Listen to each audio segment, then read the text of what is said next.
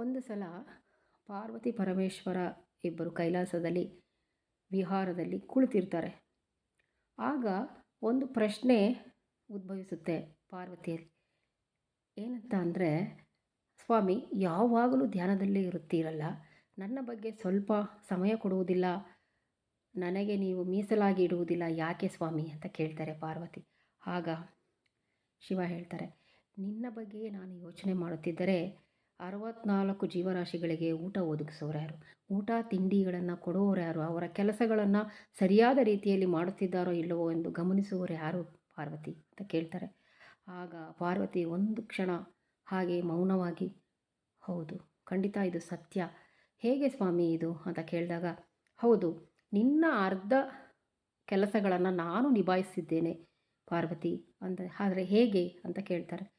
ಹಾಗಾದರೆ ನಾನು ಏನೂ ಅಲ್ಲವೇ ಅಂತ ಕೇಳಿದಾಗ, ನೀನು ತಪ್ಪು ತಿಳಿದಿದ್ದೆಯಾ, ನಿನ್ನದೇ ಈ ಸರ್ವ ಕುಟುಂಬ, ನೀನೇ ಇದರ ಮುಖ್ಯ ಆಧಾರ ಸ್ತಂಭ ದೇವಿ, ನೀನೇ ಜನ್ಮ ನೀಡಿರುವುದು ಈ ಸಕಲ ಸೃಷ್ಟಿಗೆ, ನೀನೇ ಜನ್ಮದಾತೆಯಾಗಿರಬೇಕಾದರೆ ನಿನ್ನ ಮಕ್ಕಳು ನೋವಿನಲ್ಲಿದ್ದರೆ ನೀನು ಎಷ್ಟು ಬೇಗ ಹೋಗುತ್ತೀಯಲ್ವ ಅಮ್ಮ ಎಂದು ಕರೆದಾಗ, ಹಾಗೆ ನಿನ್ನ ಅರ್ಧ ಕರ್ತವ್ಯಗಳನ್ನು ನಾನು ನಿಭಾಯಿಸ್ತಿದ್ದೇನೆ ಅಂತ ಹೇಳ್ತಾರೆ ಶಿವ ಪರಮಾತ್ಮ.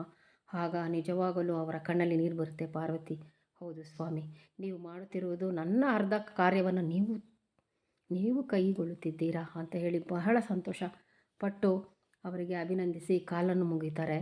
ಅದೇ ಹೇಳೋದು ನೋಡಿ, ಯಾವತ್ತೂ ಅಷ್ಟೇ ಸ್ನೇಹಿತರೆ, ಪ್ರತಿಯೊಬ್ಬರೂ ಜೀವನದಲ್ಲಿ ಒಂದಲ್ಲ ಒಂದು ದಿವಸ ಪಾತಾಳಕ್ಕೆ ಬಿದ್ದೇ ಬೀಳ್ತಾರೆ. ಎಂಥವರಾದರೂ ಆಯಿತು, ಒಂದು ಆರೋಗ್ಯದಲ್ಲಾದರೂ ಆಯಿತು, ದುಡ್ಡಿನಲ್ಲಾದರೂ ಆಯಿತು, ಮತ್ತೊಂದು ಯಾವುದೋ ಒಂದು ರೀತಿಯಲ್ಲಿ ಪಾತಾಳಕ್ಕೆ ಬಿದ್ದೇ ಇರ್ತಾರೆ.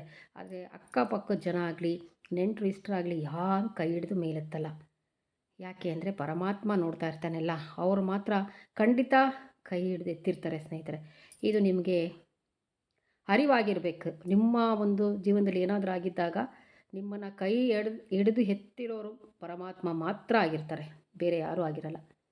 ಅದಕ್ಕೆ ಹೇಳೋದು ಸ್ನೇಹಿತರೆ, ನಾವು ಇದೇ ರೀತಿ ಪಾರ್ವತಿ ಮತ್ತು ಪರಮೇಶ್ವರ ಥರನೇ ಬಾಳಬೇಕು ಅಂದರೆ ಅವರ ಒಂದು ವಚನಗಳನ್ನಾಗಲಿ, ಅವರ ಪೂಜೆ ಮಾಡ್ತಾ, ಅವರ ಒಂದು ಧ್ಯಾನದಲ್ಲಿ ಇದ್ದಾಗ ಅವರ ಗುಣಗಳು ನಮಗೆ ಬರುತ್ತದೆ. ಅದು ಸೈಂಟಿಫಿಕ್ ಆಗಲಿ ಮಾರಲಿ ಆಗಲಿ ನಮಗೆ ಬರ್ತಾ ಹೋಗುತ್ತೆ. ಅದನ್ನೇ ಪಾರ್ವತಿ ಕೇಳಿದ್ದು, ನನಗೆ ಹೀಗಾದರೆ ಈಗ ಭೂಲೋಕದಲ್ಲಿರುವ ಹೆಣ್ಣುಮಕ್ಕಳು ಹೇಗೆ ಅಂತ ಕೇಳ್ತಾರೆ.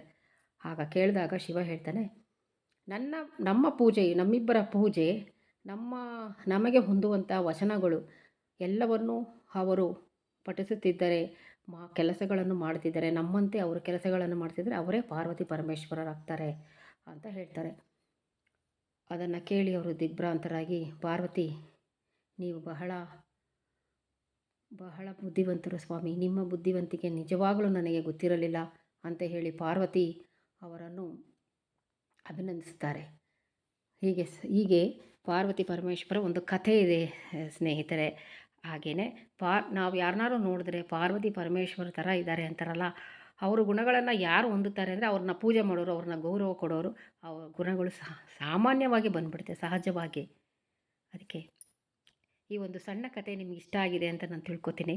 ಇದು ಪಾರ್ವತಿ ಪರಮೇಶ್ವರರ ಸಣ್ಣ ಒಂದು ಕತೆ.